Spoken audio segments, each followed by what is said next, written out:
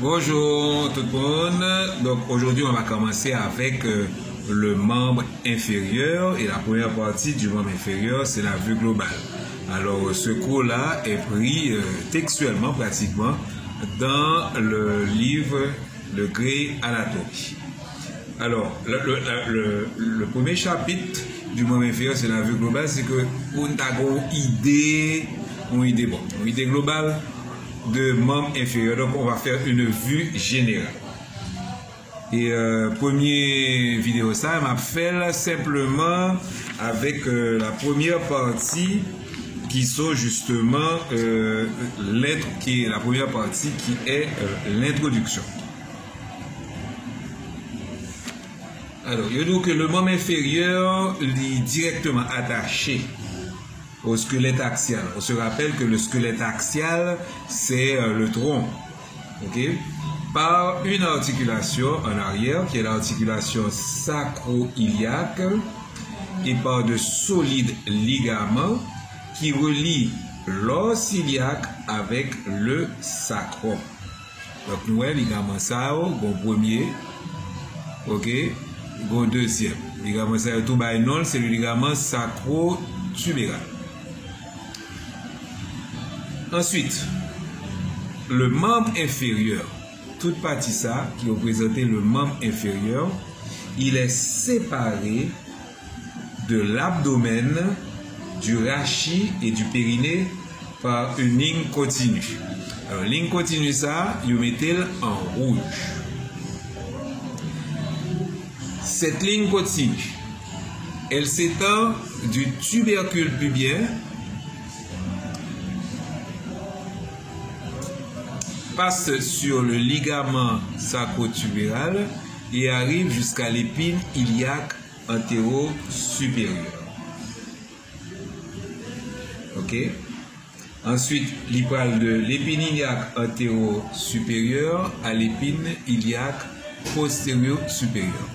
Donc, partie ça que nous avons là, ça va séparer le membre antérieur, le membre inférieur, pardon, des parois antérieures et latérales de l'abdomen. Ça, c'était la première partie de la ligne. Il sortit dans le tubercule là, il passait par le ligament sacro-tuméral, il contournait crête jusqu'à ce qu'il arrive dans l'épine postéro-supérieure. Alors, pour qu'on comprenne mieux partie ça, il faut le séparer de le membre inférieur des parois abdominales et latérales. On appelle l'anatomie de surface. Donc, par exemple, on a fait une vidéo sur ça, côté l'abdomen plus explicite. Ensuite, cette ligne-là va descendre entre le massif iliaque postérieur et la face dorso-latérale du sacrum jusqu'au coccyx. C'est ligne ça. Malheureusement, référence que vous faites, sont références qui est plus en vue postérieure. Donc, en transparence, on a imaginé le fameux massif iliaque postérieur et la face dorso-latérale du sacrum jusqu'au coccyx. Donc, partie ça, il va séparer le membre inférieur qui est plus sur côté ça des muscles spinaux. Donc, les muscles du membre inférieur, des muscles spinaux. On a arrêté nos dernières parties, hein, qui va rejoindre le bord interne de la tubérosité ischiatique. Ok, ici. Ensuite, la branche ischio-pubienne. Ok, pour revenir au pubis, on passe par la symphyse pubienne. Et partie ça, pour le séparer, ça qui là qui périnée, de partie ça qui là qui le membre inférieur. Donc, une dernière récapitulation, le membre inférieur qui est supposé toute partie ça, les séparer des parois imaginées, parois abdominales du sacrum et du pelvis par justement cette ligne rouge qui comprend trois parties. Première partie, deuxième partie et troisième partie. Ça, c'était donc pour les limites du membre supérieur. du membre inférieur, pardon. Le membre inférieur comporte donc la région glutéale, je nous sous schéma, la région glutéale, la région crurale, c'est la cuisse, la jambe et le pied. Les divisions entre ces régions dépendent des principales articulations et des repères cutanés précis. Ainsi, la région glutéale, qu'on appelle la région fessiale, ou pas tellement well en avant, région glutéale ou surtout well en arrière. Donc, il est limité par la crête iliaque en haut et en bas par le pli fessier qu'on appelle encore le pli glutéal. Ensuite, on a la cuisse. La cuisse, c'est le contraire. Dans sa partie antérieure, la cuisse dépend donc entre le ligament inguinal, situé entre le ligament inguinal et l'articulation du genou. Donc la cuisse va du ligament inguinal à l'articulation du genou en avant, tandis que en arrière, ça va du pli inguinal au genou. Ensuite, on a la jambe qui est située entre le genou et la cheville et le pied qui va prolonger la cheville. Au niveau du membre inférieur, nous avons une série de côtés qui sont très importants.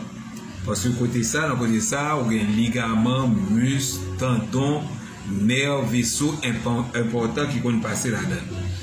Et trois côtés ça, c'est le fameux trigone fémoral, la fosse poplitée qui malheureusement est vue en intérieur et le canal tarsien.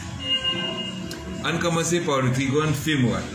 Le trigone fémoral, c'est une division, une dépression, un creux de forme pyramidale formé par les muscles de la région proximale de la cuisse et par le ligament inguinal qui forme justement la base de ce trigone.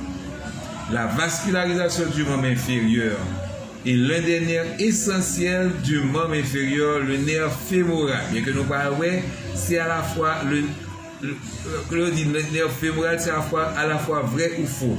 Venant de l'abdomen, pénètre dans le trigone en passant sous le ligament inguinal. Ça, c'est pour le trigone. Donc, songez en Léa, nous gagnons trigone, qu'on appelle encore le trigone de Scarpa, le triangle de Scarpa.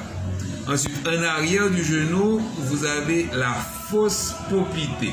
Vous vous rappelez, ça nous est vu antérieur, mais en fin de compte, la fosse poplitée, c'est en arrière.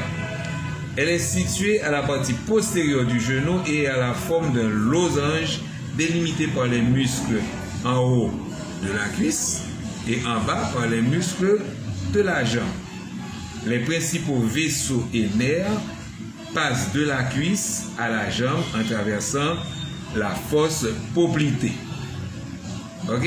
Alors, pour qui ça, les vaisseaux sont d'abord au niveau du trigone fémoral et ensuite au niveau de la fosse poplitée. Parce que vaisseau ça est tellement important, il faut en quelque sorte que vous protégez. Donc, au plus qu'après un coup sous bord ça fait vaisseau là. Et l'arrivée dans la jambe là, comme jambe là très au niveau du genou, il est très sensible, genou il est plié. Donc, tout vaisseau va le passer en arrière. Maintenant, la plupart des tendons et des vaisseaux, des nerfs qui vont de la jambe au pied passent à travers une série de canaux regroupés sous le nom de canal tarsien à la face postéro-médiale de la cheville.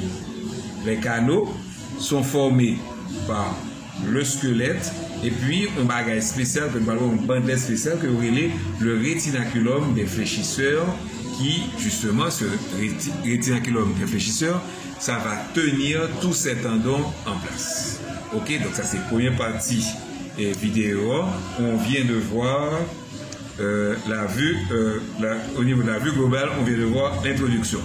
Prochaine vidéo, on pourra parler des fonctions, toujours dans le chapitre de la vue globale. Merci et à la prochaine vidéo.